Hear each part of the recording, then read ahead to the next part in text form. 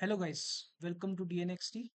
In this lecture, we'll talk about IPv6 addresses.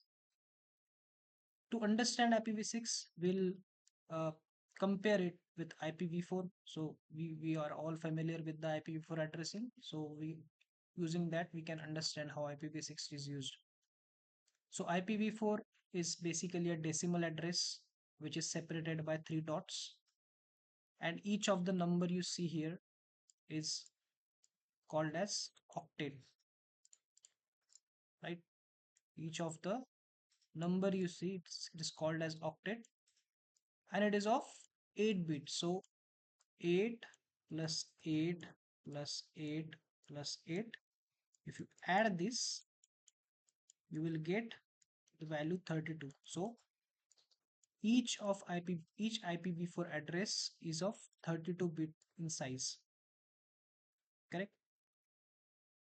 Now this octet, the number you can use in within this octet, varies from 0 to 255.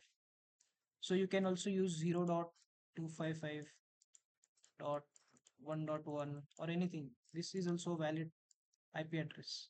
Or you can use 192.224.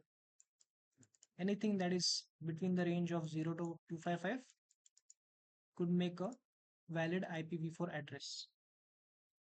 Now we know about IPv4. What's about IPv6? So in the IPv6, it is 128 bit in size. So 16 plus 16 plus 16, if you add all these blocks, it will give you a value, sorry,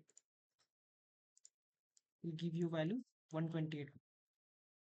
So these blocks in IPv6 is called as hexstate. In IPv4 we call them octet. Similarly in IPv6 we call them hexstate. IPv6 address is a hexadecimal, in a hexadecimal form. So each character of hex state can vary from 0 to 9 or A to F. So I'll tell you what is this A to F is. So we have 0, 1, then 2 up to 9, right? But how are we going to represent 10? Here is A, B, C, D, E, F. So A becomes 10, B becomes 11, C becomes 12, D becomes 13, E becomes 14, and F becomes 15. So using these characters, you can easily describe that this is 13. Basically this is basically 11, right? Cool. Okay, so moving on to next, how we can convert this hexadecimal address into a binary. So let's take an example. We have this address, which is this whole big address. So we'll take the example of its first hex state. You see 2001. Each character of hex state is of 4 bits, correct? Each of them are 4 bits. So adding them makes a hex state of 6 bits, and adding each of these 8 hex state will give you 128.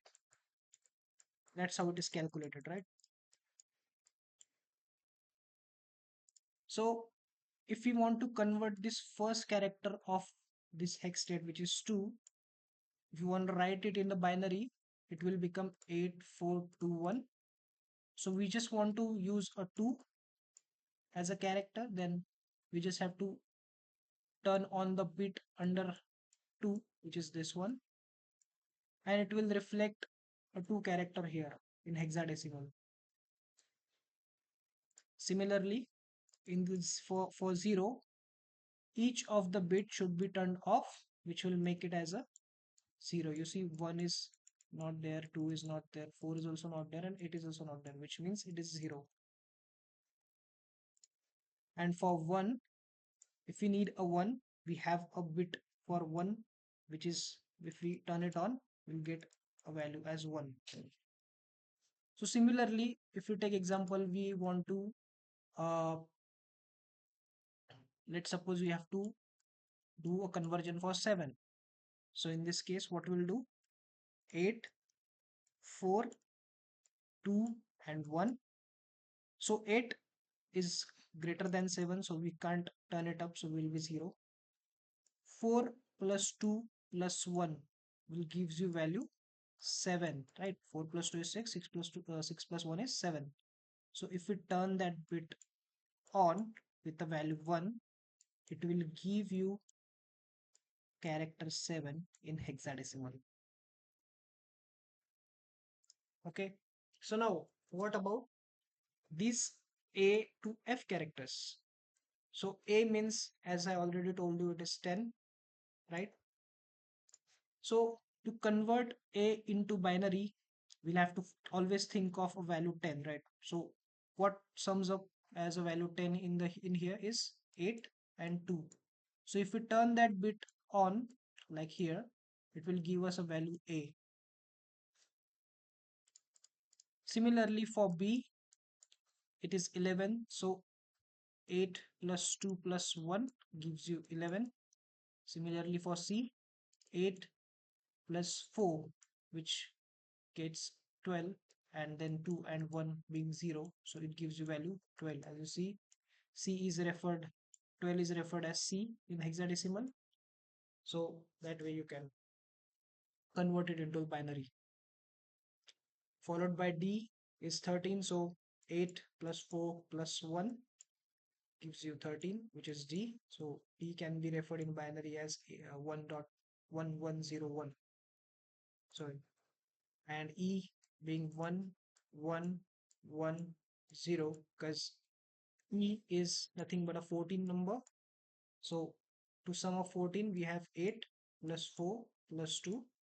So turning those bit on will gives you value E, which is a 14. And similarly for F, everything will be turned on to give you value 15.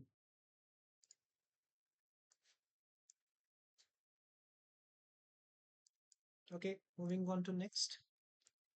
So yeah, so if you want to convert a hex state into a binary, these are the simple ones. We'll start with the simple one, which is 2000.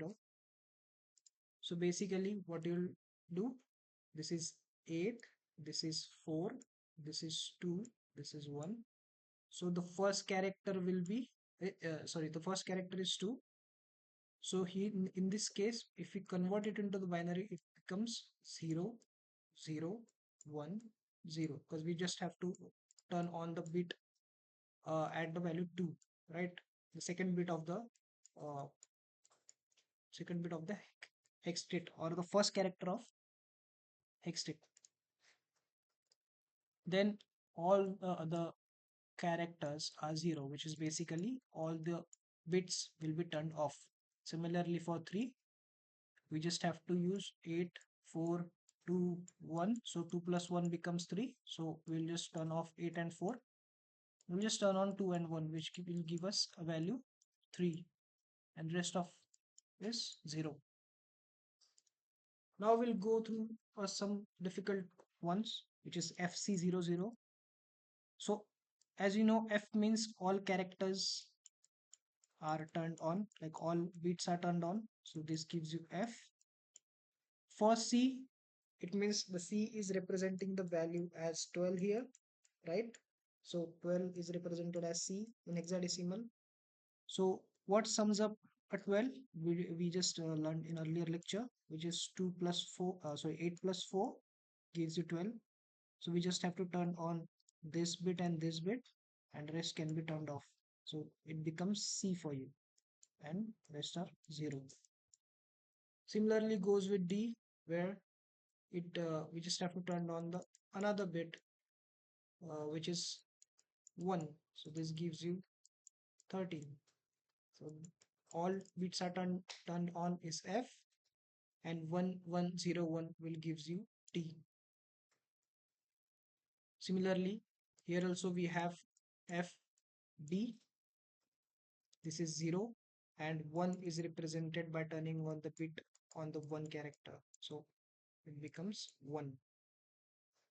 And then we have the last, which is again F, which is represented by all bits turned on, D represented as 1 1 0 1, and then again FF, which is all bits turned on.